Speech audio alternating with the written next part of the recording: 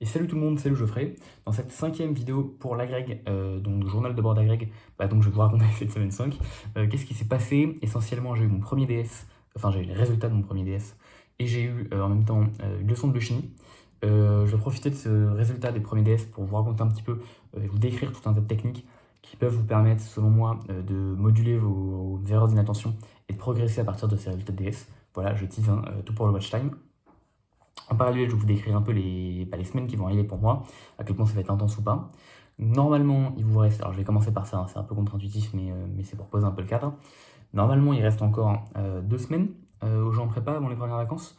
Moi, il m'en reste 3, parce que j'ai qu'une seule semaine de vacances, qui correspond à votre deuxième à vous. Et si vous êtes en agrég, bienvenue, mettez-vous bien, et du coup, il nous reste tous 3 semaines, donc force à nous. Globalement, la semaine qui arrive, j'ai pas grand-chose, dans le sens où j'ai pas de leçons, pas de DS et pas de montage. La semaine d'après, c'est la semaine un peu costaud parce que j'ai un DS d'Elec, ça devrait aller, mais j'ai un DS quand même. Et j'ai également un montage. Et enfin, la dernière semaine, donc qui correspond à la première semaine de vacances des Topins, j'ai 3 jours et demi de cours et j'ai rien. Parce que ça va être plutôt tranquille. Donc en gros, je suis quasi en vacances dans 2 semaines, quoi. Je suis toujours claqué. Alors c'est une fatigue qui s'installe sur le long terme, hein. C'est-à-dire que je ne vais pas être très fatigué parce que j'ai mal dormi, mais juste être fatigué parce que sur le long terme, j'ai beaucoup bossé. Sur ce genre de fatigue, comme je l'avais dit la semaine dernière, ça peut être bien de dormir beaucoup une journée pour se requinquer, mais ça ne suffit pas de dormir beaucoup une journée. Donc ce que je vous conseille de faire, c'est d'éventuellement, en général vous êtes dans ce genre vous êtes dans ce genre d'état un peu avant le début de vacances, et donc je vous conseille de passer en mode survie avant le début des vacances, seulement avant. Qu'est-ce que j'appelle le mode survie? Vous voyez, genre, ah, vous avez DS de physique, votre prochain DS de maths, il est après les vacances. Bon, bah, les maths, on en fera pendant les vacances, quoi. Voilà, c'est un peu. Donc, essayez vraiment de vous focus sur ce qui compte le plus avant les vacances. Et pendant les vacances, vous aurez le temps de rattraper tout ce que vous n'avez pas pu faire avant et ce que vous aurez dû faire. Donc, typiquement, voilà, si jamais vous n'avez plus de DS de maths et plus de colle de maths avant les vacances, et bah voilà, bah, les maths, on en fera pendant. Évidemment, je vous conseille de faire ça avant les vacances, parce que si vous le faites un mois avant, bah, vous allez être dans la merde, donc ne le faites pas un mois avant. Et comme ça, vous vous focussez purement sur votre DS, etc. Et donc, typiquement, si vous passez normalement 2 heures par soir à faire autre chose et 2 heures par soir à faire votre DS, bah, c'est 2 heures par soir à faire votre DS et 2 heures de plus à dormir, ce genre de choses. La veille de DS, bossez pas et faites que dormir, et puis tant pis si vous avez des DM, vous les ferez pendant les vacances. Voilà, ce genre de choses. Ce qui est typiquement ce que je risque d'appliquer un peu la semaine prochaine. Cette semaine, du coup, j'étais censé avoir rien à faire. En fait, j'ai 3 DM qui sont tombés d'un coup, donc voilà, c'est cool. CDM, j'en ai fait un la semaine dernière. Je voulais en faire un ce week-end, mais vous commencez à connaître, j'ai rien foutu ce week-end, donc je ferai les restes la semaine prochaine. Et comme j'ai que ça à faire, je pense que je devrais pouvoir m'en sortir. Et après, donc comme ça, je vais pouvoir finir mes DM la semaine prochaine, focus sur le DS de physique et le montage la semaine d'après, et pas faire grand-chose la semaine de pré-vacances. Pourquoi est-ce que j'ai encore rien foutu ce week-end? Non, mais ça devient une habitude, hein, mais je suis de plus en plus résigné au fait que j'arriverai toujours à rien faire un week-end. Mais en fait, j'ai juste l'impression de pas réussir à trouver du temps pour bosser, parce que je fais plein d'activités le week-end et j'ai pas envie de couper ces activités pour bosser. Mais en même temps, j'aimerais bosser, promis, hein, mais si un jour j'ai une petite fenêtre, je l'utilise. Là, cette semaine, j'ai vraiment rien foutu. Alors j'ai de la chance, demain je commence un peu tard, donc après cette vidéo, je vais aller manger, puis je devrais bosser un peu, normalement. Mais pour le coup, j'ai juste l'impression de ne pas réussir à réduire trop mes week-ends. Donc bon, bah, en vrai, j'ai pas besoin de particulièrement plus bosser que ça à l'heure actuelle. Donc c'est pas grave, hein, limite autant que j'en profite pour voir des potes, faire du sport et dormir. Mais surtout que je peux pas prendre mon temps de sommeil. Je pourrais prendre mon temps d'amis, mais ça me ferait chier. Et je pourrais prendre mon temps de YouTube, mais si j'en suis à ça, où j'aurais arrêté les vidéos YouTube, c'est que c'est vraiment critique. Et je pourrais prendre mon temps sur le sport, mais c'est aussi important, je pense, de continuer le sport sur le long terme. Donc quand on n'est pas en crise, on essaie de garder le sport. Donc bon, j'ai encore rien foutu, mais voilà. Je continue malgré tout d'essayer de trouver des périodes d'amélioration. Mais le week-end prochain, il va y avoir masse de boxe. Donc je vais passer mon week-end à mater de la boxe. Donc j'y crois zéro au fait que je travaille un peu. Et le week-end encore après, je suis quasiment en vacances et je vais voir, j'ai des potes qui viennent sur Paris. Donc je pense que je vais voir mes potes qui viennent sur Paris alors que d'habitude ils n'y sont pas. Et comme je suis quasiment en vacances, je pense que je vais rien foutre non plus. Donc voilà, au moins c'est fait, je sais de quoi faire mes week-ends, le week-end qui arrive. Sinon, dans la semaine, ça continue de bien travailler, ça c'est cool, ça marche bien. Le montage de chimie, donc que j'ai dans 2 semaines. Qu'est-ce que c'est un montage? En gros, on vous donne un sujet et vous devez préparer des manips sur ce sujet-là, donc qui sont en lien avec ce sujet, puis présenter ces manips devant un jury. Alors, je sais pas trop à quel point j'ai le droit de révéler le nom des montages et tout machin, donc je vais prendre un nom inventé. Mais imaginons qu'on vous demande l'eau en chimie, bah, vous devez trouver 3 manips qui sont dans le thème l'eau en chimie. Donc, par exemple, vous pouvez faire, alors, il y a une manip qu'on vous impose et ensuite vous devez trouver vous-même 2 manips. Donc en pratique, vous révisez 30 manips différentes, et puis vous faites pendant l'année, comme ça vous arrivez au concours, vous les maîtrisez, et vous essayez de recaser ces manips-là dans les thèmes qui sont bien. Donc typiquement pour l'eau en chimie, on pourrait s'amuser à faire une synthèse dans l'eau, et puis à essayer de doser la quantité d'oxygène présente dans l'eau, par exemple, dans l'eau aérienne. Bon, on pourrait s'amuser à faire ça, et puis il y aura un protocole imposé qui serait la troisième manip. Donc moi j'ai un montage à faire dans 2 semaines, enfin du coup dans 10 jours maintenant, donc j'ai déjà mon thème, pour ça il faut que je trouve 2 manips à faire, et que du coup je les réalise, voilà. Donc ça tombe bien parce que je sais déjà quelle manip faire, j'ai déjà eu l'occasion de les tester, elles marchent bien, donc à ce niveau-là je suis tranquille. Donc il faut encore que je fasse mon montage le jour J, mais en théorie, j'ai pas beaucoup de préparation pour cette épreuve-là. Peut-être la veille, je relirai ma manip, quoi, mais c'est à peu près tout. C'est à peu près tout. Ce qui fait que j'ai vraiment plus que le DS de chimie, de physique dans 10 jours, comme gros impératif avant les vacances. Et du coup, les DM a terminé. Maintenant, ce qui intéresse beaucoup plus, c'est bien sûr la leçon et le DS. Je vais quand même parler de la leçon de biochimie que j'ai fait la semaine dernière avant de parler du DS. Globalement, ma leçon s'est bien passée. Ce qui n'était pas évident, mais globalement, ça va. En gros, pour le background, je suis nul en bio, parce que j'ai jamais fait de bio de ma vie, en fait. J'ai arrêté la bio en seconde, ce qui est en fait peu commun pour les gens de ma génération, parce qu'on est l'ancienne réforme du bac, et donc on avait encore les filières SSI et SSVT. Du coup, la majorité des gens continuaient bio, physique, chimie et maths jusqu'en terminale. C'est pas mon cas, parce que j'ai fait SI, SI Gang, et donc j'ai arrêté la SVT en seconde. Alors qu'en vrai j'étais bon avec le recul, et que ça m'aurait plu, mais c'est pas grave, c'est la vie. Et donc, alors les avantages, c'est que je connais toutes les liaisons par cœur, la rotule et tout ça, vraiment c'est dans la tête. L'inconvénient, c'est que donc, en bio, c'est vraiment le 0-0, quoi. Donc ma leçon de biochimie, je pouvais la préparer, donc c'était sur les protéines, machin, donc tout ça, ça va. J'ai pu réviser chez moi en avance et arriver et présenter une leçon qui était bonne. Les gros enjeux pour moi dans la leçon, c'était pas tellement comprendre ce qui se passe, parce que ça j'ai pu le faire en amont, mais je sais que j'ai compris. C'était de parler suffisamment lentement et de parler de manière suffisamment soutenue. Parce que jusqu'à présent, on m'a dit, tu maîtrises bien ce que tu racontes, genre t'es fort en physique, mais tu parles comme un schlag et tu parles trop vite. Donc c'était les gros enjeux, et aussi de mettre plus d'exemples dans mes leçons. Là, globalement, j'ai parlé moins vite, ce qui veut dire que je suis capable de parler moins vite quand je le veux. Est-ce que je le fais sur YouTube? J'essaye, mais à chaque fois je suis pressé par le temps, parce que là après il faut que j'aille manger et que je fasse mon DM. Donc j'essaye un petit peu, mais en tout cas en leçon, quand je me concentre dessus, j'y arrive. Et en vrai, je vous assure que même là, il y en a qui vont dire que je parle vite. Mais je fais gaffe, hein. Je pourrais parler encore un peu plus lentement et parler à cette vitesse-là. Mais vraiment, vous imaginez pas les efforts que ça me demande de parler à cette vitesse-là. J'ai l'impression, en fait, de parler à un mec qui est complètement teubé, et vous savez, quand vous articulez tous vos mots, ou de parler à un sourd, genre à votre grand-père. J'ai vraiment l'impression de faire ça quand je parle à cette vitesse-là. Et encore, peut-être que c'est toujours trop rapide, et qu'il faudrait que je me mette à parler à cette vitesse-là. Mais là, j'ai vraiment l'impression de parler à mon grand-père, donc je le fais pas, et je parle beaucoup plus vite. Donc je veux dire que je peux faire quelques efforts. Et en leçon, en tout cas, on m'a dit que c'était encore rapide, mais ça va. Concernant le langage familier, on m'a dit que c'était toujours trop familier, mais que c'était beaucoup mieux qu'avant. Donc c'est top, en fait. Donc c'est amélioration in progress. Voilà, c'est plutôt des bonnes nouvelles. Les nouvelles rigolotes sont venues au moment de l'entretien, puisque donc l'entretien, c'est des questions scientifiques, donc qui concernent ce que vous avez raconté en leçon, et on essaie de pousser un peu plus loin. Des questions didactiques et pédagogiques, donc ce que vous avez enseigné, donc le choix de ce que vous enseignez et comment vous l'enseignez. Globalement, sur les questions pédagogiques et didactiques, ça va, dans le sens où voilà, j'ai pu réfléchir à mon truc en avance, donc je savais quoi enseigner, ça avait un sens, machin, j'ai pu me défendre. Non, la vraie question, ça a été le vrai problème, ça a été sur les questions scientifiques. Puisque comme ma leçon porte exclusivement sur de la bio, parce que j'ai pas eu le temps de caser de la chimie, parce que j'ai fait en sorte de parler suffisamment lentement pour... Enfin, en gros, j'ai choisi de faire une leçon volontairement un peu courte, pour me forcer à parler lentement et occuper 40 minutes, plutôt que de faire une leçon trop longue et de me forcer à parler méga vite pour tenir en beaucoup moins de temps. Sauf que donc j'ai eu le temps de parler quasiment que de bio, et donc forcément mes questions c'était essentiellement de la bio. Et si vous voulez, j'ai réussi à faire illusion un peu au début, parce que j'ai quelques bases de bio que j'ai pu bosser avant, enfin la semaine dernière quoi.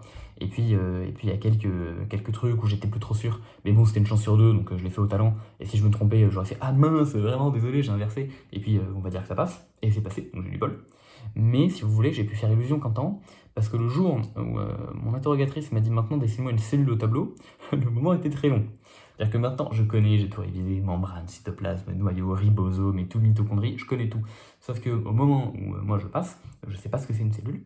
Donc en gros j'ai fait une patate.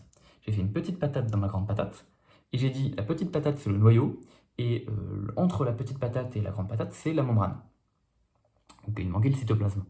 mon interrogatrice me dit, mais voyons, n'y a-t-il pas quelque chose? Cette membrane est-elle si épaisse? N'y a-t-il pas autre chose entre la membrane et le noyau? Ce à quoi je lui réponds, premièrement, bah, la membrane, elle est épaisse quand même, non? Enfin, bon, bref, je l'ai fait un peu grosse. Et est-ce qu'il y a un truc entre le noyau et la membrane? Vu comment vous me posez la question, je suppose que oui, mais pour être tout à fait honnête, j'en ai aucune idée, et comme ça, je ne l'aurais pas mis. Donc je pense que je me trompe, mais je sais pas ce qu'il faut répondre. Voilà, j'ai joué la carte de l'honnêteté. Donc là, je crois que mon interrogatrice a compris que le moment allait être long. Enfin, elle a compris bon, le masque est tombé, quoi. Je fais pas de bio, donc ça, bon.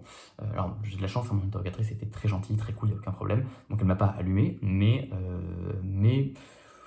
on est rentré en eau trouble. Donc après, elle m'a demandé quels étaient les 4 types de molécules qu'on se trouve dans le vivant. Donc c'est-à-dire acide nucléique, protéines, lipides et sucre. J'ai pu lui citer sucre, protéines. Et après, je lui ai dit, il y a les graisses. Ouais, les graisses, c'est quoi les graisses? C'est quoi le nom des graisses? Bah c'est gras quoi. Donc j'ai fini par sortir lipide, mais un peu tard. C'est quoi un lipide? Bah c'est de la graisse quoi. Ouais, mais c'est quoi? Bah, une chaîne carbonée. Bon, bah, j'ai pas dit qu'il y avait des esters. Donc voilà, donc là on a commencé à creuser un petit peu et à se rendre compte que vraiment c'était assez creux en fait. Il n'y avait pas beaucoup de base. Et en plus, j'ai même pas parlé des acides nucléiques. Donc le moment était un peu long, mais globalement ça allait. Disons que c'est le genre de choses où forcément j'ai jamais fait de biochimie de ma vie, j'ai pas encore eu de cours de biochimie, j'ai pas encore eu de DM de biochimie, j'ai une leçon de biochimie. Bah, tout ce que je peux faire, c'est faire une leçon bien. Et oui, je suis pas capable de couvrir tous les champs de la biochimie. On m'a parlé de l'électrophorèse, je sais même pas ce que c'était. Et je suis toujours pas sûr de bien l'avoir compris, ça pour le coup. Faut pas que je rebasse un peu. Mais voilà, donc plein de petites choses qui font que la fin de la leçon sur les questions scientifiques ont été un peu complexes. Mais bon, en vrai, est-ce que je pouvais faire mieux? Pas vraiment. Et justement, nous réussi à tout trouver pour vous parler du DS, pardon.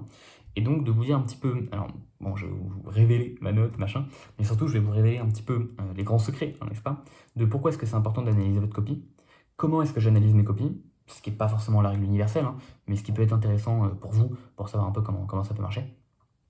Puis ça peut vous donner des idées pour le faire aussi. Et en même temps, ça permet ensuite de se donner des tips un peu pour comment moins faire de fautes d'inattention et comment progresser un peu de manière générale en physique, où je vais prendre l'exemple de l'oscillateur harmonique. Réfléchis au sujet. Okay. Donc bon, alors c'était un DS de méca que j'ai eu avec un tout petit peu d'optique géométrique.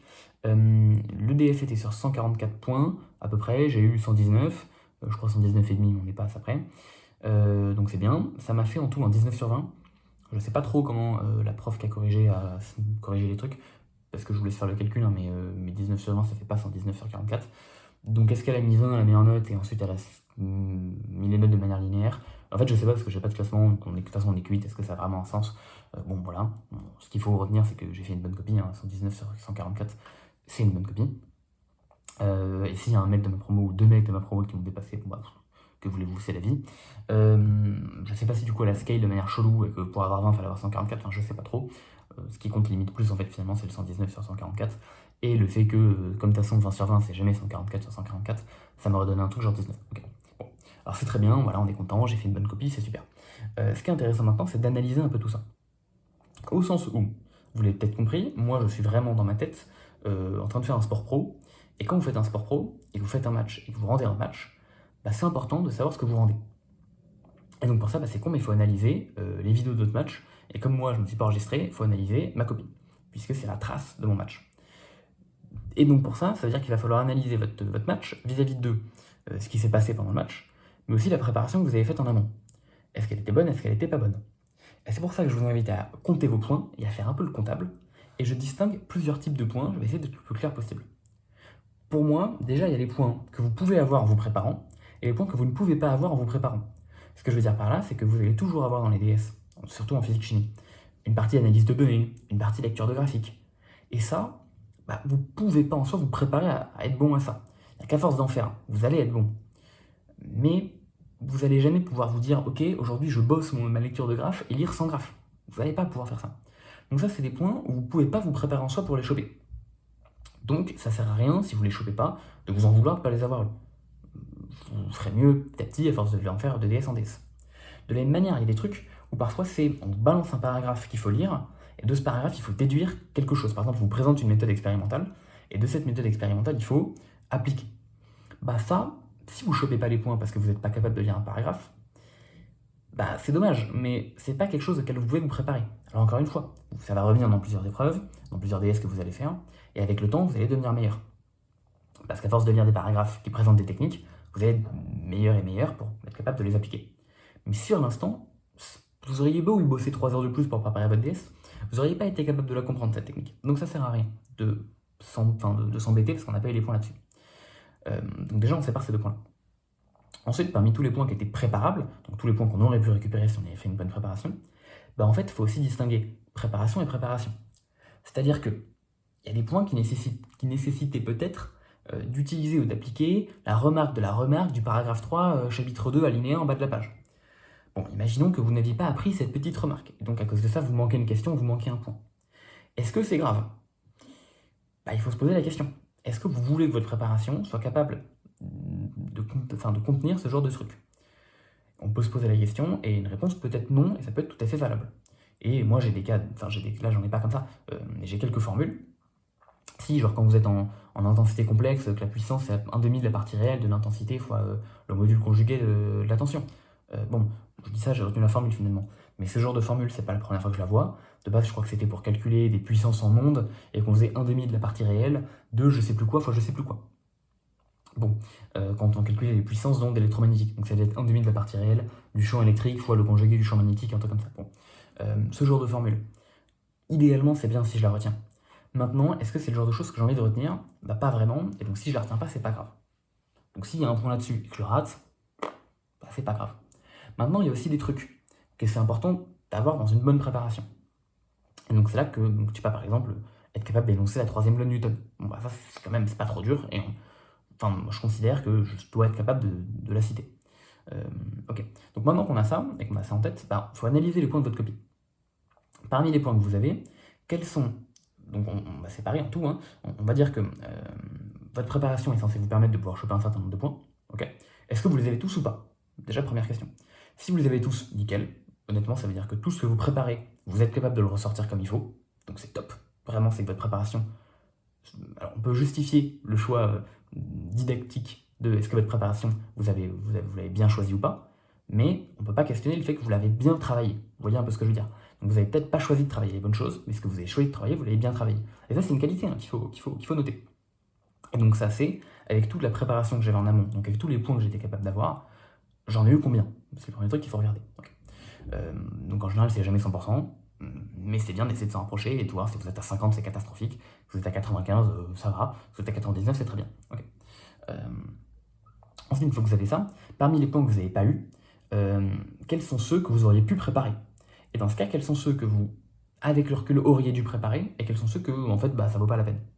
Donc par exemple, je prends un exemple bidon, mais sur un oscillateur harmonique, si jamais vous n'avez pas été capable de déterminer les conditions initiales A et B de votre oscillateur, et qu'en fait vous ne savez pas comment faire, bah, on peut se poser la question, est-ce que c'est pas une compétence que vous devriez rajouter comme corde à votre arc? Probablement. Donc dans ce cas, c'est que vous avez mal choisi votre préparation, peut-être qu'elle était très bien faite, au sens où vous connaissiez très bien tout ce que vous avez bossé, mais que vous auriez dû l'étendre un peu plus.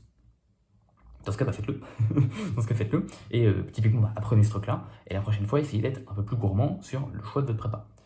Est-ce que retenir que la puissance de l'onde, c'est 1/2 de la partie réelle de E fois B bar, enfin de B étoile, on s'en fout, si vous avez manqué un point là-dessus, c'est pas grave. Okay. Et ça vous permet d'affiner ce qu'il fallait faire comme votre prépa. Donc là, on voit qu'il y a déjà deux paramètres, ce que j'aurais dû faire ou pas, et la manière dont j'aurais dû le faire ou pas. Est-ce que je l'ai bien fait ou pas? Okay. Après, il y a d'autres points qui vont venir. Par exemple, est-ce que j'ai bien lu le graphique? Est-ce que j'ai bien répondu est-ce que j'ai bien compris la technique d'analyse qu'on me donnait et que j'ai bien su analyser le résultat avec cette technique-là? Et ça, bah, c'est des choses, vous pouvez être curieux, vous pouvez vous en vouloir, mais quelque part, bon, voilà. Et après, vous avez des points de manière un peu générale. Est-ce que j'ai bien fait l'application numérique? Est-ce que j'ai fait des fautes d'inattention? Et ça, c'est tout un tas de trucs sur lesquels je vais revenir après. Typiquement, pour mon application à moi, donc j'ai tapé 119 sur 144. Globalement, en fait, il y a 2 points que j'ai perdus, mais en fait, je les avais. La prof me les a pas comptés, elle a mal compté les points. Ça, c'est dommage, parce qu'en fait, j'avais 121, mais si vous voulez, bah, je peux rien y faire. Et ok, je peux aller dire à ma prof, madame, vous m'avez oublié 2 points, et elle me les rajoutera, parce que elle est sympa. Et peut-être ça montrera ma note à 19,2, mais en fait, on n'en a rien à faire. Parce que le jour J au concours, vous allez perdre des points bêtement comme ça, toujours, parce qu'on va vous oublier de vous coûter des points, et vous ne pouvez rien y faire. Parce que vous n'allez pas, même si vous demandez votre copie, déjà ce sera bien après que la note soit attribuée et que vous ayez vos admissions au concours. Et surtout, vous n'avez pas, là où vous avez les points, là vous n'avez pas eu. Vous avez juste la copie brute, pas corrigée. vous ne pourrez même pas savoir les points que vous avez oubliés. Donc ça sert à rien. Ensuite, j'ai perdu quoi? J'ai perdu 3 points parce que j'ai mal lu un graphique. J'ai lu 17 au lieu de 20. Avec le recul, le graphique était petit, un peu pixelisé. Honnêtement, je m'en veux pas d'avoir lu 17. J'ai perdu 3 points, un point par question, parce que j'ai dû réutiliser ce résultat dans plusieurs questions. Pour moi, ça c'est un peu digne d'un barème mal fait. Mais bon, écoutez, c'est comme ça, je peux pas y faire grand chose. Bon, quoi d'autre? J'ai perdu des points parce que j'ai pas su énoncer quelques définitions un peu basiques. Genre première loi de Newton, je me souvenais plus de ce que c'était et j'ai laissé un blanc. Ça, pour moi, ça traduit plutôt une mauvaise prépa. Donc j'ai des points en tout comme ça, j'en ai perdu, je crois, genre 5 dans tout le devoir. Pareil, les lois de Coulomb, je les ai citées, mais il manquait un petit truc, genre il y avait une subtilité que j'avais pas.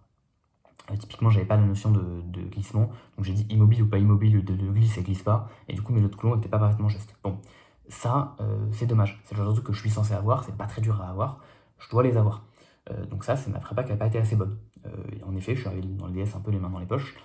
Bah, la prochaine fois, relis des définitions, surtout en méca, on peut te les demander.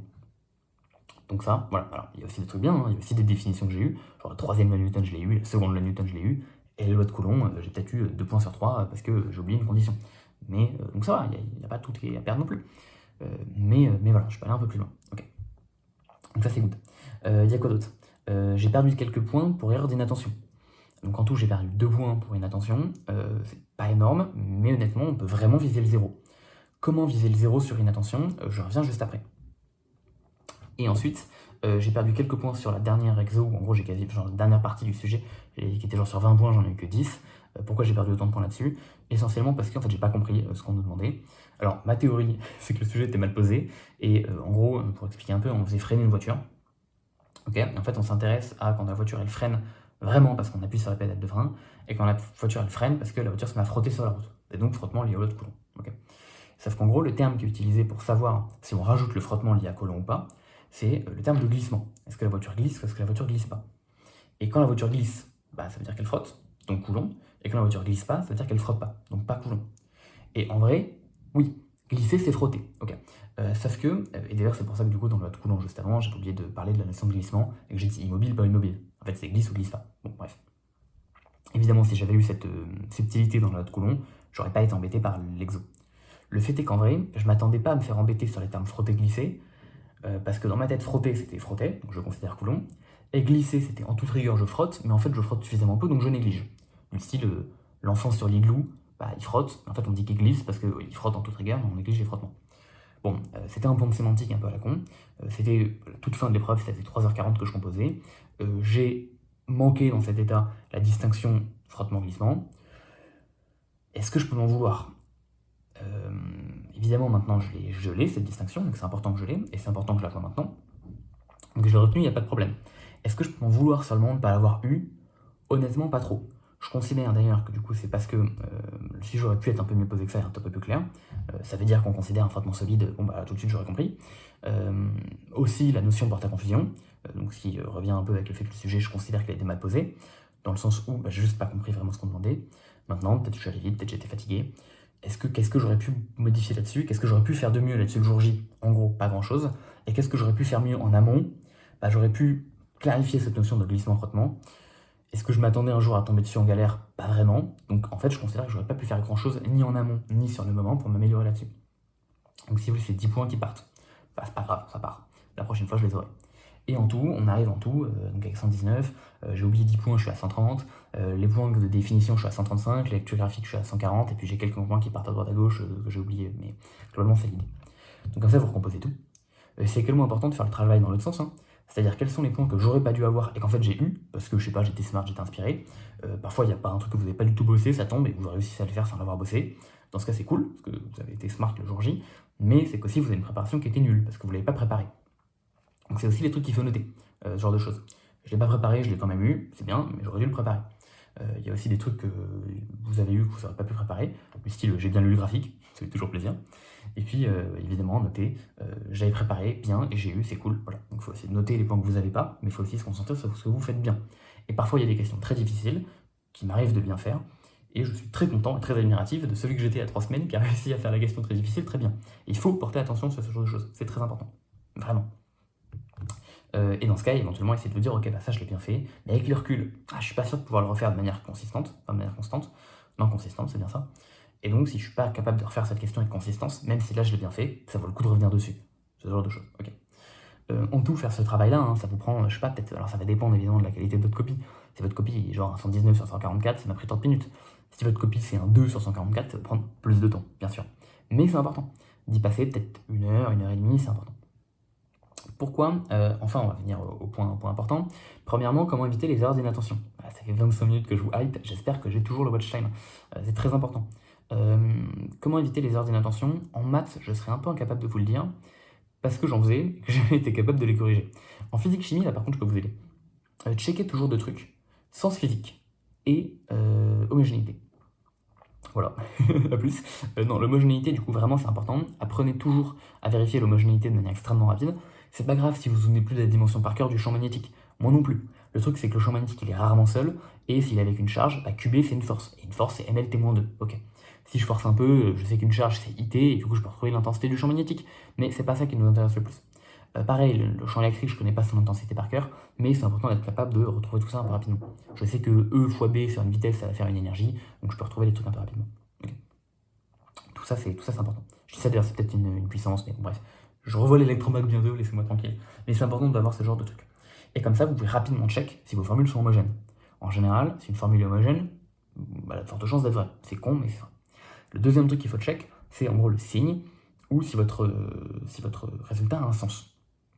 Je vais prendre un exemple du DM que j'ai fait vendredi, mais en gros, on s'intéresse à une voiture qui roule sur une route sinusoïdale, donc un profil de route sinusoïdale, en gros, c'est des vagues, et l'information que je possède, c'est la fréquence temporelle à laquelle ma voiture tape sur les vagues, en gros, c'est lié à la vitesse de la voiture et sa longueur d'onde, donc la différence entre deux bosses, et la hauteur des bosses.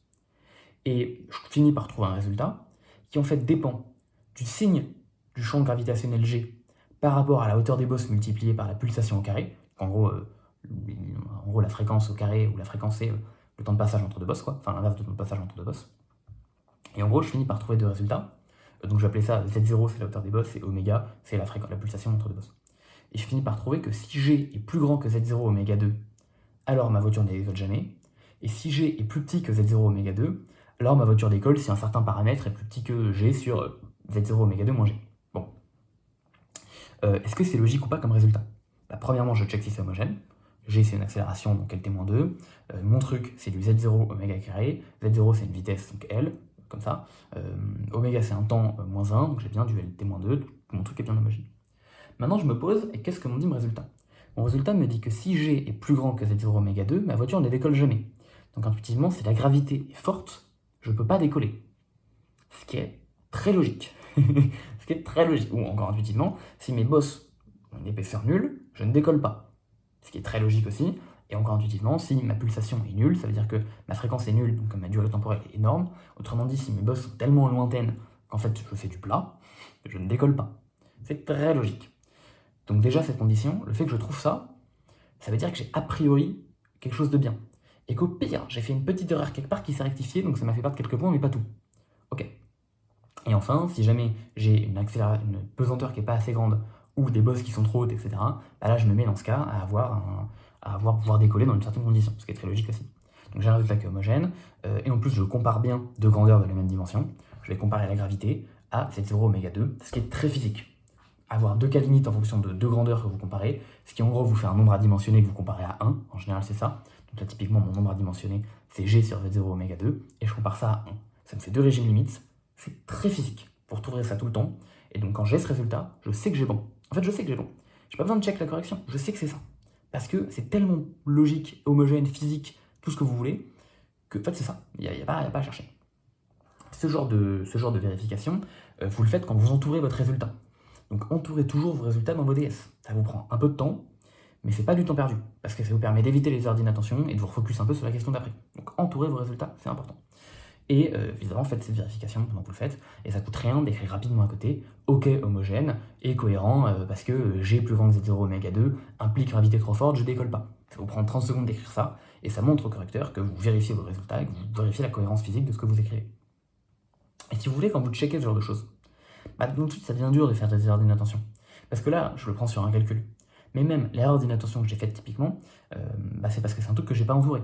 Donc je m'intéressais à la nature de la trajectoire en fonction d'un paramètre, Et en fait, j'ai mis 2 fois la même trajectoire, parce que bon, je faisais des champs gravitationnels satellites autour de la Terre, là, et j'ai mis, en gros, les lunettes elliptiques, j'ai mis parabolique. Et du coup, j'ai écrit 2 fois parabolique.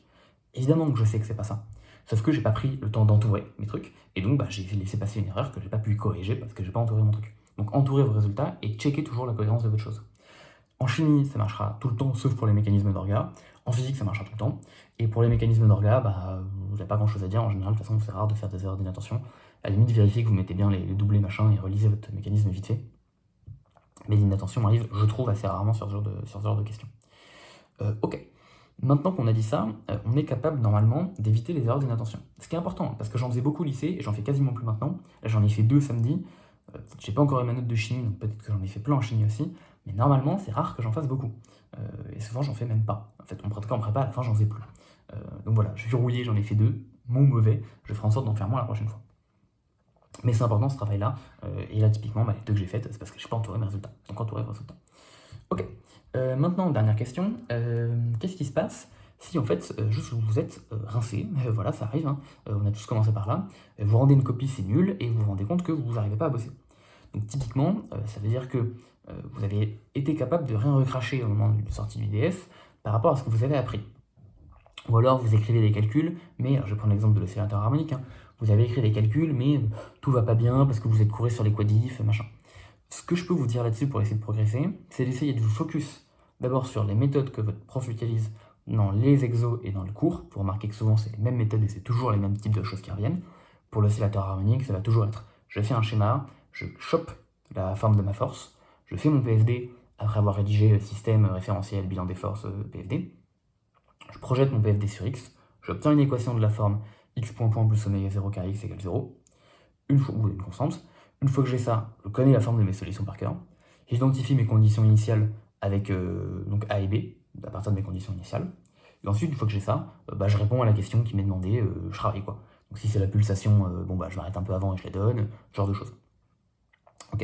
Et après, il y a quelques notions un peu fines à connaître, genre voilà, isochronisme des oscillations, être capable de montrer que la période ne dépend pas des conditions initiales. Voilà, votre période elle dépend que de M et de K. Ok, ça va. Donc là, c'est la méthode un peu générale. Imaginons que vous galérez à faire les exercices en soi. Peut-être que vous n'avez pas conscientisé la méthode. Et donc vous n'êtes pas autonome et que vous avez galéré un peu à faire les choses. Dans ce cas, ce que je peux vous conseiller, c'est d'essayer de vous focus sur dire, ok, dans mon cours, comment mon prof y fait et quelle étape il fait après quoi, et d'être capable de retenir ce genre d'étapes et de les ressortir. Ça ne veut pas dire apprendre forcément la méthode par cœur. Être capable de comprendre pourquoi ça vient comme ça. Ok. Et peut-être qu'après, vous galérez sur de la physique. Par exemple, vous avez écrit mx point point égale kx. Et du coup, forcément, votre truc, il est faux, parce que c'est moins kx. Et dans ce cas-là, ce que je peux vous dire, alors, c'est important de comprendre comment le truc est calculé. Donc, comment vous projetez la force pour bien tomber sur moins kx, ou moins k facteur de x moins 0. Mais aussi, de manière générale, vous devez avoir un truc de la forme moins k facteur de x moins autre chose, ou k facteur de quelque chose moins x. Il faut toujours que votre x apparaisse de manière négative sur votre membre de droite, dans votre PFD, dans votre force. Et ça, c'est un truc qu'on peut comprendre physiquement. Et c'est le genre de choses que vous pouvez comprendre en amont qui peut vous permettre de vous débloquer. Je ne vais pas le faire sur tous les chapitres de physique, vous vous doutez bien. Je peux le faire sur l'oscillateur harmonique. X point point est globalement proportionnel à moins x. Ça, il faut que ce soit moins x pour avoir un oscillateur harmonique. Pourquoi? Parce que ce que ça traduit, c'est que si vous êtes plutôt à droite de votre position d'équilibre, donc x positif, votre accélération est alors négative. Autrement dit, vous revenez vers votre position d'équilibre. Donc si je dépasse la position d'équilibre à droite, dans ce sens-là, je vais essayer de le faire dans votre sens, mais je ne sais jamais dans quel sens c'est YouTube. Bon, bref, si je dépasse à droite, dans le pire des cas, j'inverse la droite et la gauche, je reviens vers la gauche. Et si je dépasse vers la gauche, je reviens vers la droite. Parce que du coup, si x est négatif, moins x est positif, donc x point point positif. Autrement dit, là, vous avez un truc qui traduit vraiment en équilibre. Si je dépasse à droite, je reviens à gauche. Si je dépasse à gauche, je reviens à droite. C'est un équilibre. Si vous avez du x point point égale x, si je dépasse à droite, je vais encore plus à droite. C'est pas un équilibre. Votre truc, il va partir à l'infini, votre ressort. Et un ressort qui se tend à l'infini, parfois c'est logique. Dans le cas d'un ressort simple, ça l'est pas. Et c'est important de choper ce genre de jalon physique. Pareil, une force de frottement, c'est toujours en moins quelque chose de positif fois x moins. Parce qu'imaginons que ce soit l'inverse, ça veut dire que vous avez votre vitesse qui est proportionnelle à votre accélération, ça ne traduit pas un truc physique. Si vous avez une vitesse positive et que vous partez vers la droite, si vous accélérez encore plus vers la droite, vous partez à l'infini, c'est pas logique. Donc il faut que vous ayez un moins x point. Et ce genre de choses, vous pouvez le comprendre, vous pouvez le conscientiser, et ça peut vous permettre derrière d'aller un peu plus vite sur les calculs. Et typiquement, de vérifier que vous ne vous gourrez pas. Ça vous donne aussi des sens, un peu des girouettes, donc quand c'est un peu compliqué, genre, je sais pas si vous êtes tombé sur ça, mais vous mettez une masse accrochée à deux ressorts, un à gauche, un à droite, ça peut être compliqué de savoir lequel tire dans quoi. Bah, vous savez que vous devez avoir du moins KX dans tous les cas, et ça peut vous permettre de vous en sortir. Voilà. C'est le genre de truc un peu qui peut vous permettre, dans votre préparation, de progresser un peu en physique. What else? Pas grand chose de plus. Je suis déjà à 35 minutes de vidéo, j'ai pété le record de longueur des journaux de bord, mais j'avais des choses à raconter dans les premiers DS. J'avais presque envie de vous raconter un petit peu comment va mon état mental cette semaine, mais en vrai je pense que je garderai ça pour plus tard, parce que j'ai déjà 35 minutes de vidéo, et comme je l'ai dit, je parle vite parce qu'après il faut que j'aille manger et que je fasse mon DM. Donc écoutez, tout ce que je peux vous dire, c'est que j'espère que ça aura pu apporter quelques conseils pour des âmes égarées qui auraient un petit peu de mal à faire de la physique, qui font des erreurs d'inattention, et que ça pourra vous être un petit peu utile. Voilà, moi la semaine prochaine, du coup, je vais terminer mes DM. Peut-être ce soir, si j'arrive à le faire à temps, mon DM Delec. Et puis après, je vais tranquillement me diriger la semaine prochaine, enfin dans 2 semaines, avec le montage et le DS. Mais ça, j'aurai le temps de vous en reparler la semaine prochaine et de vous dire si j'ai fini mes DM ou pas, si j'ai pu un petit peu avancer le leg ou pas, tout ça. Voilà, sur ce, je vous souhaite une excellente soirée, une excellente semaine. Je vais essayer de poster ça pas trop tard, si je peux, vous connaissez. Et puis voilà, amusez-vous bien, bonne semaine, kiffez bien votre vie. Bientôt les vacances, donc si vous êtes claqué, lâchez rien et passez en mode survie. Et puis sur ce, je vous souhaite une très bonne soirée, une très bonne semaine, et je vous dis à bientôt. Allez, bye!